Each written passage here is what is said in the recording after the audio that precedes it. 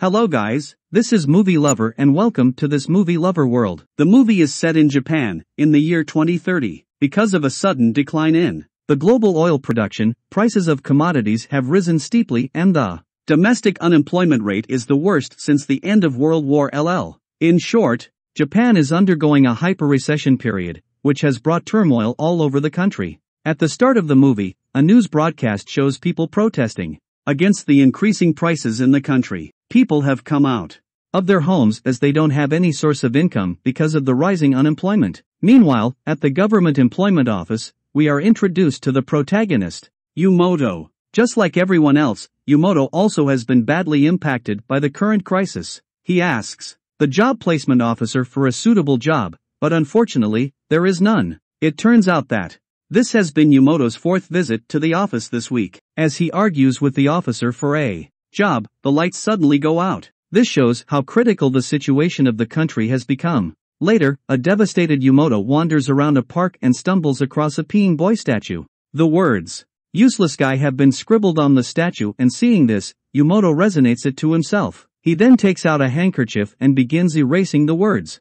After he's cleaned up the whole statue, he gets a sudden urge to pee and rushes to find a bathroom. Meanwhile, the statue boy mysteriously pees a drop of dark substance from its wiener, as if Yumoto has summoned the genie. In the next scene, Yumoto finally finds a bathroom, but when he enters, he is disappointed to find that they're not in use anymore. Despite no one being around, and the place still being a bathroom, he chooses not to pee as the Japanese are strict with their manners. However, when his urinary bladder reaches its limit, he forgets all his ethics and goes to a nearby bush to pee. There, he notices a fire and decides to extinguish it with his pee, claiming that it is dangerous for nature. Surprisingly, when he starts, instead of pee, a dark substance comes out of his manhood. As soon as the liquid touches the fire, it bursts into large flames, as if the liquid is combustible. Here, it is finally revealed that the peeing boy statue has rewarded Yumoto with a unique ability for his kindness. He can produce an unlimited amount of oil just by peeing.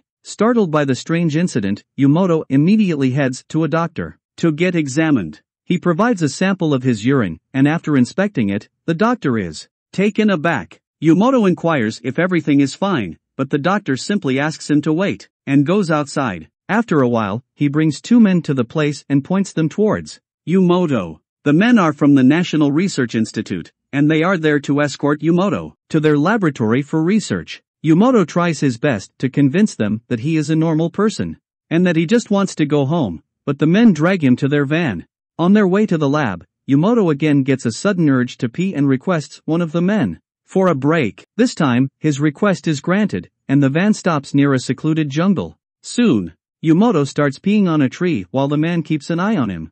Just then, Yumoto notices that his pee is flowing in the direction of the man. At the same time, the man takes out a cigarette, and as he is about to light it, he accidentally drops his lighter. Unfortunately for him, the burning lighter falls directly into Yumoto's pee, causing a large fire. The man is covered in flames, and hearing his screams, his colleague rushes to help him. Yumoto is shocked to witness all this, but nonetheless, he takes advantage of the opening and makes a run for it. After running the whole night, Yumoto arrives at a small village the next morning and collapses to the ground. Just then, a village girl comes across his pitiful state and takes him home. When he regains consciousness, he finds an old man staring at him. Startled, Yumoto immediately gets up and inquires about the man's identity, and the latter replies that he is the mayor of the village. Meanwhile, the same girl who brought Yumoto to the place, Jouko, enters the room with some food. She is the mayor's assistant, and is one of the most beautiful girls in the village. As soon as Yumoto sees the food, he starts devouring it, as he hasn't eaten since a day. Later, the mayor along with his group take Yumoto to the village fields, which have become completely barren. He explains that after the country started going through hyper-recession, the farmers couldn't afford oil and thus, the farming tractors were no longer operable. Because of this, the village, which was once a very productive farming area, has now become deserted. The mayor also reveals that most of the youths in the village have fled to Tokyo for a better life, and now, all that remains are old people and cattle. Hearing all this, Yumoto becomes sad. He remembers the saying, "With great powers comes great responsibilities," and decides to test himself out. He excuses himself, picks up an empty bottle, and heads inside the nearby woods. As the mayor and Gyako watch in suspense. Yumoto starts peeing inside the bottle, and once again, he discharges oil. Seeing this, the mayor immediately covers Gyoko's eyes. After Yumoto is done, he pours the collected oil into the tractor and starts the engine.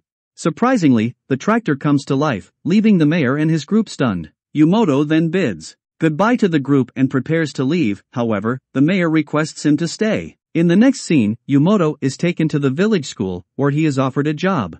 At first, he thinks that he will become a teacher, but when the mayor shows him his empty basement-like room, he becomes confused. Soon, the mayor introduces him to Sumiko, the school caretaker, who will now assist Yumoto in his job. The job is simple, all he has to do is drink a lot of water and urinate. Yumoto is initially skeptical about the job, but since he has nowhere else to go, he accepts. Next, we see an inspiring montage of Yumoto drinking water and filling several gallon jars with his pee. As he does his business, Sumiko notes down his performance and smiles like a proud teacher. By the end of the day, he has accumulated jars of pee, prompting the mayor and his men to clap for him. Yumoto is happy, as for the first time in his life, he has done something useful. Because of his heroics, the whole village comes back to life. The farmers start harvesting the crops in their fields and public buses are in full operation. From one of the buses, two women come out and start talking about the miraculous discovery of oil in their village.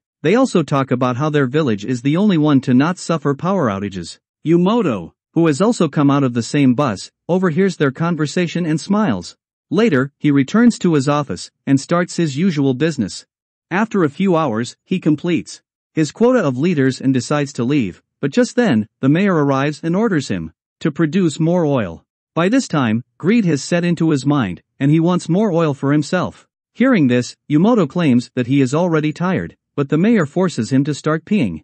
In the evening, Yumoto meets with Gyako and the two talk about their daily lives. When Yumoto reveals that he is working extra shifts, Gyako mentions that the mayor is cunning and that she doesn't like him. However, she says that Yumoto is doing a great job by helping the villagers. Meanwhile, at the school, a delegate from the National Research Institute, Shinji, arrives and confronts the mayor. He warns the old man to reveal whatever he is hiding, since the village has been producing a lot of oil lately. However, the mayor, who is unfazed by the threats, replies that he doesn't have anything to hide. With this, Shinji leaves, but not before promising to come back again. Elsewhere, as Yumoto and Sumiko go on with their daily work, the power suddenly goes out. As a result, Yumoto decides to take a break and heads to explore the other rooms in the school. Because of the darkness, he carries a torch with him. When Yumoto reaches a bit further, he notices a few drops of oil on the floor. Shocked, he follows the droplets and reaches a warehouse, which has several barrels of oils stored in it. In the next scene, an enraged Yumoto confronts the mayor for his lies and demands answers. To his surprise, the mayor mentions that it's all business, and that he was just storing the oil to sell to other cities. Hearing this, Yumoto becomes even more angry and decides to head down to the warehouse to retrieve the oil and distribute it amongst the villagers. However, before he can proceed, he is captured by the mayor's men. While being taken away, he is devastated to find out that Sumiko knew about the secret all along. Later, Yumoto is tied up in an isolated room and ordered to continue working. When he refuses, the men attach a pipe to his mahood, hoping that his pee will get collected in a jar. They then warn him that if he holds his pee for long, he might suffer from urinary tract infection. After the men leave, Yumoto tries his best to hold his pee, but with each minute passing, it becomes increasingly difficult. Soon, he reaches a point where he can't hold it anymore, but just then, Gyako arrives at the scene and rescues him. She then tells him that they must escape the place as soon as possible. Wasting no time, Yumoto gets up and the two run inside the woods. After a while, the mayor and his men catch wind of the escape and immediately begin a search operation. On reaching the woods, he finds some oil in a tree and deduces that it came out of Yumoto. The mayor then provides the oil sample to his dog, who in turn starts tracking the runaway couple. Elsewhere, Yumoto and Gyako reach an abandoned house, where they light a fire and start an awkward conversation. Gyako mentions that the villagers are completely dependent on Yumoto's pee, and that they are willing to swallow it, if that's the only way to preserve it. Hearing this, Yumoto becomes sad, and he blames himself for bringing hope to the villagers. He then starts punching his crotch, hoping to destroy his oil tank. However, Gyako stops him. and asks him to save the world with his pee. She also mentions that he is the chosen one, whose pee has the ability to change people's lives.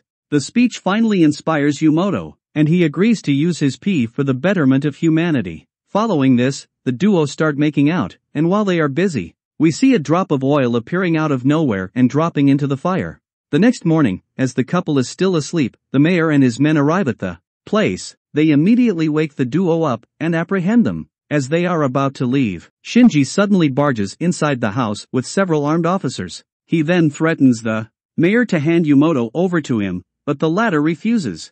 The mayor then reveals that his plan was to produce large amounts of oil so that his village can become an independent country, and he will become the king. On the other hand, Shinji mentions that the National Research Institute is after Yumoto, as they want to research on him and create several other oil-producing humans. If they succeed in this, they can sell the oil at high prices and rule the world. Meanwhile, Yumoto becomes disgusted after hearing the fantasies of both the parties. Having had enough, he breaks free from his captors and tells everyone that oil is not there to make ugly fights with people. Instead, oil exists to make everyone happy. Saying this much, he picks up a burning stick from the fire and points it at Shinji. At first, Shinji is unbothered, as he believes that Yumoto is fighting a failing battle. However, when the oilman brings out his manhood, everyone in the room is terrified. They plead with him to stop, but Yumoto pees on the burning stick. Surprisingly, instead of exploding the place, the pee extinguishes the fire. Shocked, Yumoto tries one more time, but again, the same result. With this, he realizes that his superpowers have finally come to an end. Realizing this, the mayor and Shinji also decide to become friends, as there is nothing left to fight for anymore. The scene then cuts forward to several years, where Yumoto is still in the village, working as a counselor. He has married Gyako and the couple has a son together. The movie ends as their infant son pees a mysterious liquid, which looks like a portal to another dimension. Thanks for watching. Movie Lover will meet you again with new story till take care.